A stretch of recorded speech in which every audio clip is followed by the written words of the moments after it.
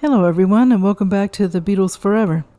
So today we're reaching the end of the book, The Love You Make, by Peter Brown, and it's been interesting to hear Peter's insights on the Beatles, whether true or not, and it's up to the viewer to decide.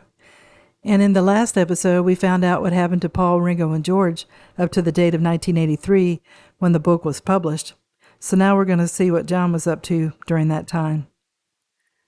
So John and Yoko turned out a number of 16mm films, and then in the meantime, they were trying to find Tony Cox so that Yoko could see her daughter. They had disappeared by the mid-1971, and Majorca, Spain was where they were. Tony Cox was studying with a Maharishi, and Kyoko was in a communal children's camp just outside of town, guarded by the Maharishi's disciples. Well, John and Yoko went to the playground where the other children were, and Yoko said she extended her arms to Kyoko and she ran towards her. And then they got her and sped off through the countryside with the Maharishi's disciples chasing them on foot. The police found them at the hotel.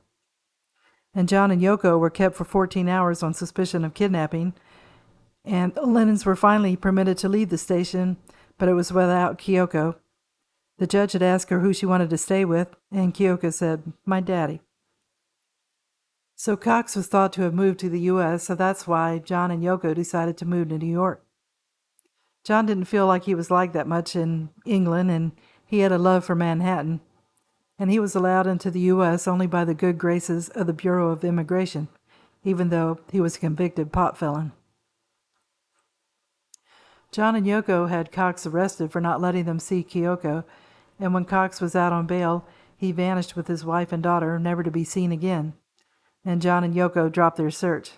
At the time of the book, Kyoko was in her early 20s. Since 1972, Yoko had only heard from Kyoko Rosemary only twice, and 2 spontaneous phone calls.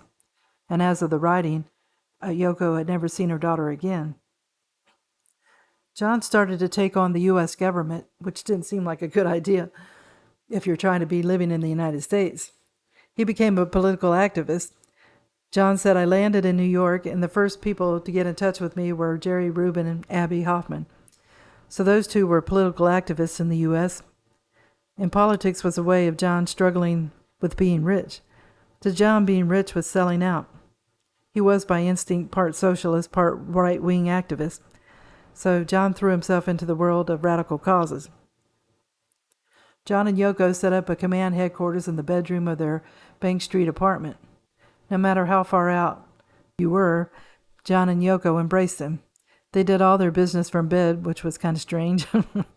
And being under Hoffman and Rubin's teaching, he came out politically. In October, he appeared at a protest on behalf of the American Indians' civil rights. November, he appeared at the Attica Relations in Harlem for the relatives of the men in the bloody prison riots.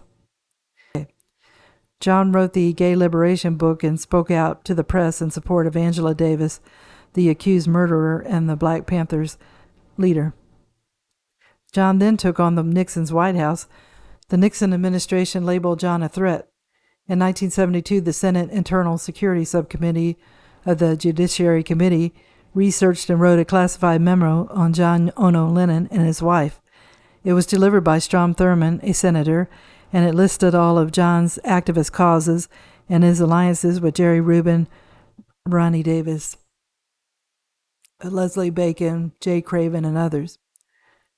The groups had been advocates of dumping Nixon, and they had a plan to hold rock concerts in various primary election states to obtain access to college campuses. They wanted 18-year-olds to register to legalize marijuana, to finance their activities, and to recruit persons to come to San Diego during the Republican National Convention in August 1972. They wanted to use John as a drawing card to promote the success of the rock festivals and rallies. The source felt that if Lennon's visa was terminated, it would be a strategy countermeasure. They tried to deport John, and he got a temporary extension, and at first they targeted Yoko too, but later dropped the case on her and went for John only. And John and Yoko needed a permanent visa if they hoped to get Yoko's daughter. They needed to live in America. At this time, John started to feel like people were following him, men in suits and ties. And when he talked about politics or drugs in hotel rooms, he went into the bathroom sometimes and ran the water in the sink, in case the room was bugged. He felt his phone was being tapped, and he even mentioned it on the Dick Cavett show. And most of the people who watched the broadcast thought it was just John's ramblings. He had cried wolf too many times. Paranoia had been part of John's life, and being on drugs helped to amplify his feelings. And now John was back on drugs again. Yoko said it wasn't heroin, but it was thought he and Yoko were on methadone, and they wanted to kick the habit. They didn't want to check into a hospital or stay in their apartment in case they were bugged, so they came up with a plan to kick the habit in the back of a limo on a cross-country trip. George and Ringo were supposed to be in New York that month and wanted to see them, but they thought that was the time to escape.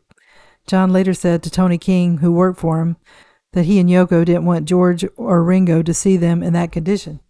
They went to the West Coast and stayed several weeks in a rented house with a pool in Ojai, outside of Santa Barbara. Then they spent a month at the Mikado, a traditional Japanese hotel in San Francisco, and they saw a Chinese acupuncturist, and by midsummer they returned to New York. John faced deportation orders every 60 days. June 12th, he released his new album sometime in New York City. It was an album of protest songs, so this type of record didn't sell very well. It only sold 164,000 copies. His Imagine album had sold 1,553,000, so that's quite a difference. The stress of possibly being deported left John feeling nervous. He was pale and puffy. He chain-smoked unfiltered Gitane cigarettes from the moment he woke up, and he drank his fair share and was stoned a lot. John started to be angry with Alan Klein and the way he was handling his business matters, and John and Yoko thought they were in for a legal fight, so one day they went to Klein's office while he wasn't there and raided the files for their personal records. I guess they were lucky they didn't get arrested for that. In June of 1973, Klein and John had lawsuits against each other. In November, Paul, George, and Ringo joined in the suit against Klein, alleging that he took excessive commissions and practiced fraud. And George added that Klein had mismanaged the Bangladesh concert. Klein responded with a lawsuit against George, Ringo, Yoko, and Apple for a total of, and I'll put the total because I can't even say it, it's in claims, in a separate case against Paul, in which he accused him of conspiring against him in business. Klein claimed damages for $34 million.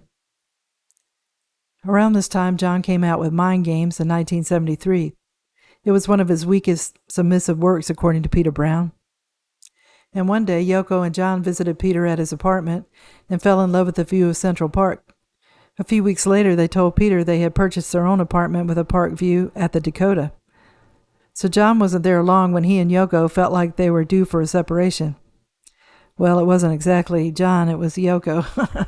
They fought constantly, and Yoko was critical of John's drinking and drugging. With him being under a fishbowl, she felt like he needed to clean up his act. Yoko said that one night when they were in bed, John kept saying how miserable he was. He needed to get away, and Yoko said they had been together 24 hours a day for 5 years, and she felt like they needed some time apart. Yoko said to him to go to Los Angeles. He asked, "What would I do there?" And she said, "Make an album." She said, "Call Phil Spector and make an album." And John said, "Who could I go with? I can't go by myself."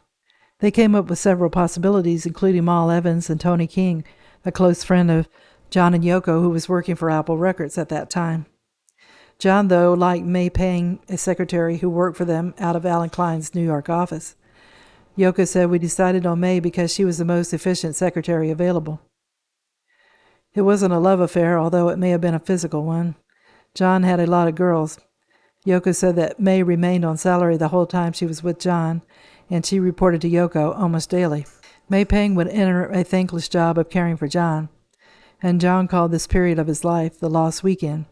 He said, "My goal was to obliterate the mind so that I wouldn't be conscious.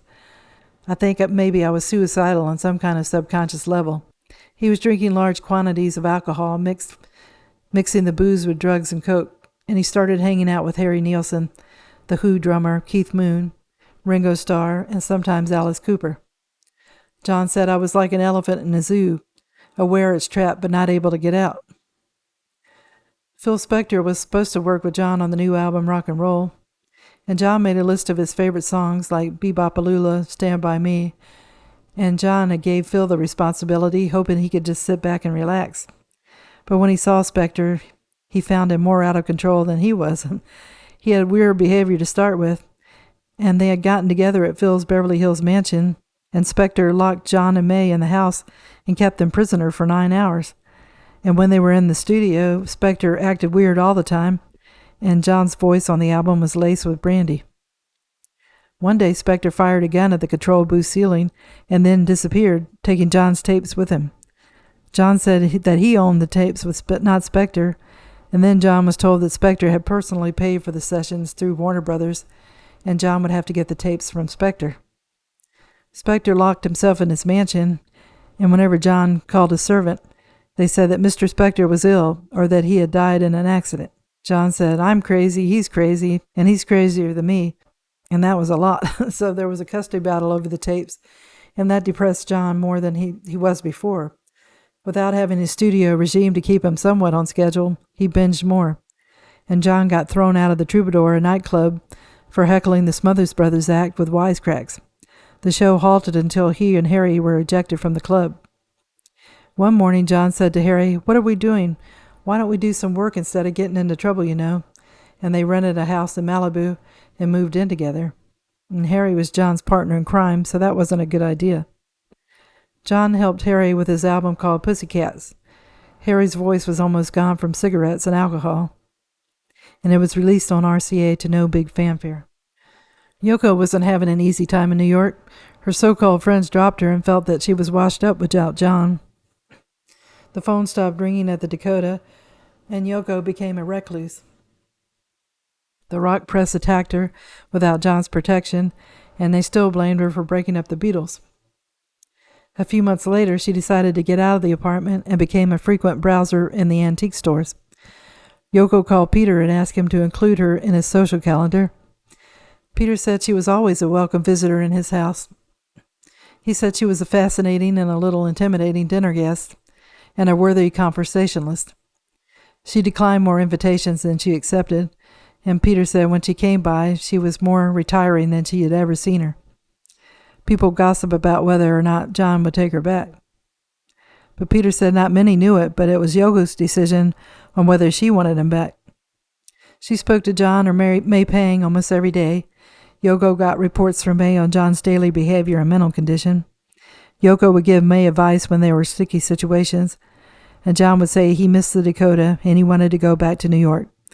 But Kyoko would say, "Nope, you're not ready," and would encourage him to stop drinking and using drugs. August 1974, 8 months later, he returned to New York. John said he'd been drinking like a lunatic, and it got to his body. He said he had to get back to New York and get rid of Harry and see where he was at. His first instinct was to stop drinking and playing around with the guys, and he needed to finish off responsibilities, his own album and Harry's. It was difficult because everybody else was still loony. John checked into a suite at the Regency and then into May Pang's apartment until he found a large place on East 53rd Street and the East River. And when he got to New York, he felt creative again. He then created Walls and Bridges. John said that he was surprised it wasn't all blah. He had a peculiar year. He said, "I'm glad something came out." Funny enough, the day before he began to work on Walls and Bridges, he got the tapes of the Phil Spector album. Capitol Records president Al Corty paid Spector $94,000 for their release. John put them on the console and listened to them, and he said only 4 tracks were worth saving. He didn't know what to do with them. John thought, "Oh, I'll record some more." John went back to the record plant and in 5 days recorded 10 more classic songs of rock and roll using the musicians he had gathered for the Walls and Bridges album. And during this time, he had 3 meetings with Kyoko. She invited him for tea at the Dakota on 3 occasions. Each time, John brought a friend along for confidence, and it's usually Harry Nielsen. The first meeting was awkward. John and Harry had a signal, and Harry stood up and he said he had to leave for an appointment. Kyoko walked him to the door, while John sat where he was. John had hoped that Kyoko would invite him to stay a while, and she didn't, and she kept the door open waiting for John to leave, while Harry was in the elevator, waiting. So she said she felt guilty when John said to Harry, "Hold on, wait for me, I'm coming too." On another visit, John looked out at the tall windows and looked at Central Park skyline and said he forgot how beautiful it was. And Yoko said, "Don't start that again," with tears in her eyes, and she sent him away quickly before she changed her mind. Around Thanksgiving 1974, Elton John was at Madison Square Garden, and John was to make an appearance. Elton had helped John on his song, "Whatever Gets You Through the Night," and Elton said if the song made it to #1 that he had to go on the show with him. John agreed, never thinking it would.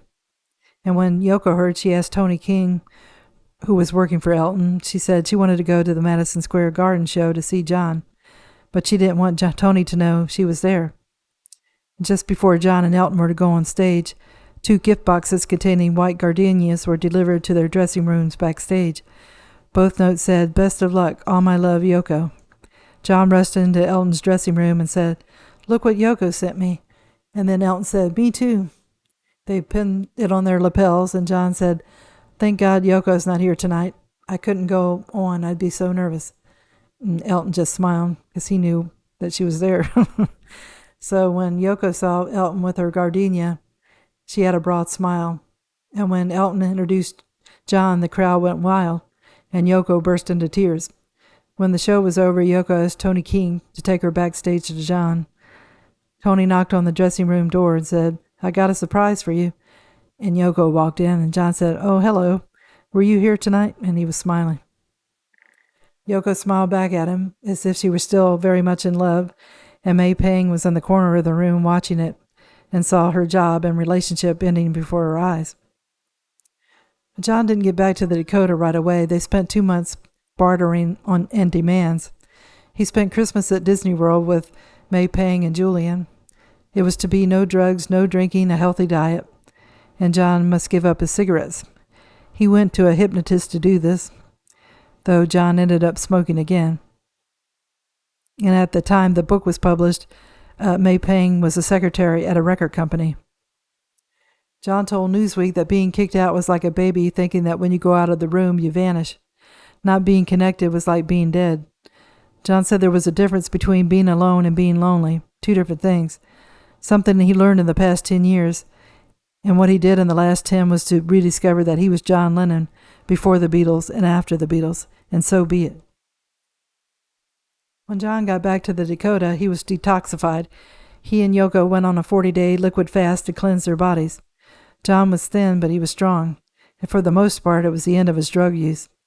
He wanted Yoko to take over as Earth Mother, so Yoko consulted a Chinese acupuncturist, and they were put on a diet of fish and rice, and gave them acupuncture and promised Yoko if she followed his regime, she would get pregnant again, even though she was 42. John was home for a few days when she became pregnant in early 1975. John had been planning a return to the record studio, but when Yoko said it was their last chance at parenthood together, and they were blessed, he changed his mind. One night he returned from the studio. He told her, "I got a surprise for you, Mummy." They started to call each other mother and father when he returned. So I think that was kind of strange. And then she said, "What is it, Daddy?" And he said, "I'm going to cancel the new album and stay home with you while you're pregnant." And Yoko said, "Oh, good, Daddy." So that was John's husband stage. Yoko had to have complete bed rest, so John took care of her from morning to night. When she had to leave the bed, John pushed her around the Dakota in a wheelchair. He took over household chores and began running the kitchen. During the pregnancy time, his immigration battle came to an end, and he was triumphant. On John's 35th birthday, Yoko went into premature labor and had to go into a hospital. John stayed by her side, and they kept her alive with transfusions. Late that morning, she gave birth to a healthy 8-pound, 10-ounce baby boy. They named him Sean Ono Lennon. Sean gave John renewed hope. Baby Sean became the next big thing. He gave himself over to Sean's childhood. John wanted to give 5 solid years to Sean, being there all the time. For Julian, he couldn't do that because he was on tour. So John got up each morning at 6 to get the household chores started and to fix Sean and Yoko's breakfast. He cared for Sean all day and bathed him at night. He fretted about his diet, and when he got older, and they romped around in the park, Elton John was his godfather. While John was the housekeeper, Yoko started to take over the business they had. She was a canny investor and negotiator. Yoko went to work every day in an office with the ceiling painted in blue clouds. The office was located in the Dakota. And she started buying up apartments in the Dakotas as they became available. She also purchased a 316-acre farm in the Catskill Mountains in New York, along with homes in Japan, Oyster Bay, Long Island, and Palm Beach. She invested in cattle, and his wealth soared under her guidance. Yoko was a mixture of street smarts, guts, and forces of magic, according to Peter Brown. She was always into astrology, numerology, psychics, and mediums, but more so during this period. And everywhere she turned, the psychic said that John had lots of bad luck. I guess I had that one right. One time she told him to go to Hong Kong by himself to bring luck to himself. And he said, by myself? He hadn't done anything by himself since he was 20, and he didn't know how to call for room service or check into a hotel. During this time, John and Yoko became private and almost secretive. They drifted away from friends and acquaintances, and those who were loyal understood and waited for a phone call. Others were insulted and went away angry. John spent all his time in the bedroom of their apartment at the Dakota. The room was decorated all in white, with the white stereo speakers, a white staircase to nowhere leading into a blank wall, and a white king-size bed. The other furniture was a wicker chair for Yoko on her side of the bed. On John's side of the bed was his little sanctum, with his ashtrays and cigarettes, and a Sony Stratocaster TV set that was always on. When John took a trip to Bermuda, he got inspired to write for his album that he would later name Double Fantasy. He got the name when he and Sean were strolling through a botanical garden, and he saw a lovely white flower called Double Fantasy.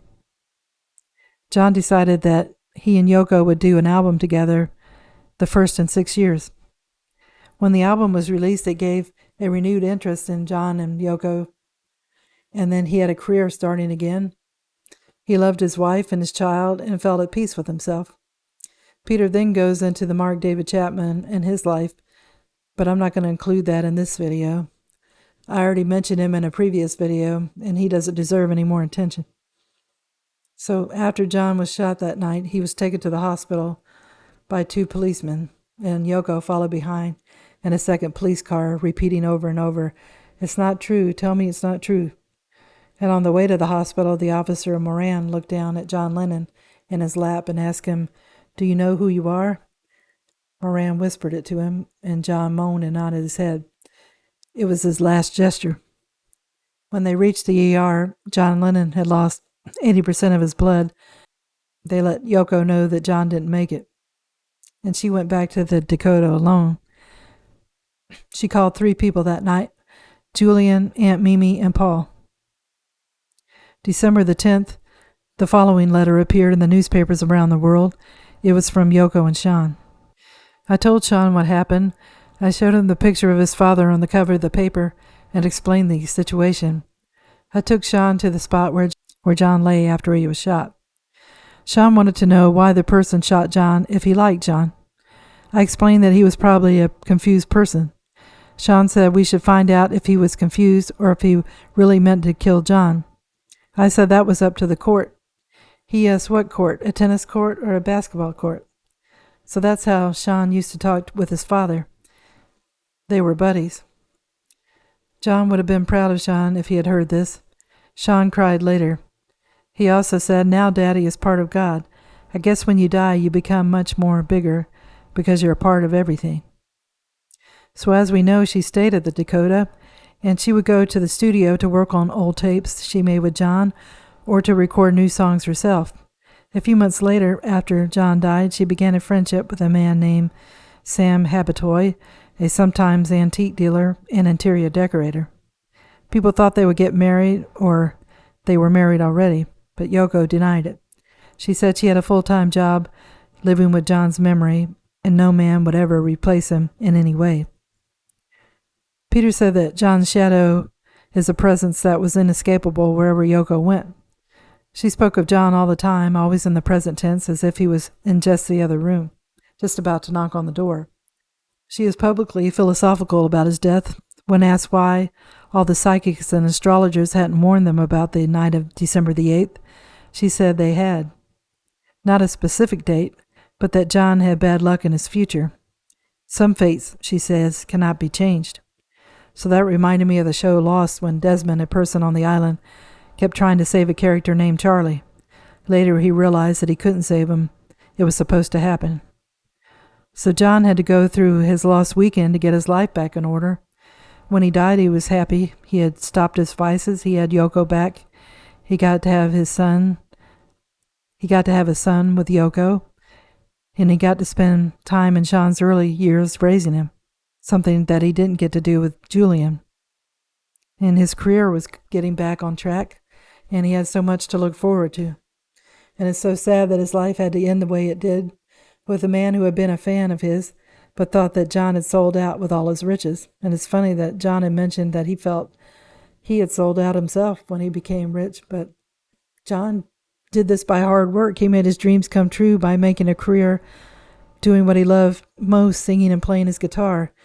He got brothers with his bandmates, Ringo, George, and Paul, and they had a blast in the young years of their career. It's too bad that they had to have a change of heart and decided they couldn't make music together anymore. It seemed like when Brian died, things spiraled out of control and they had to go their separate ways. I wish they could have made it work, but our consolation is that they had successful solo careers that gave us more music than they could have done as a group. I hope you enjoyed the video, and if you did, if you could give it a thumbs up, it would be greatly appreciated. Thank you for going on the Peter Brown journey of the Beatles, and I'll have to see where we go next. I wish everybody a great day, and tune in again soon for another episode of the Beatles Forever. Thank you. Bye.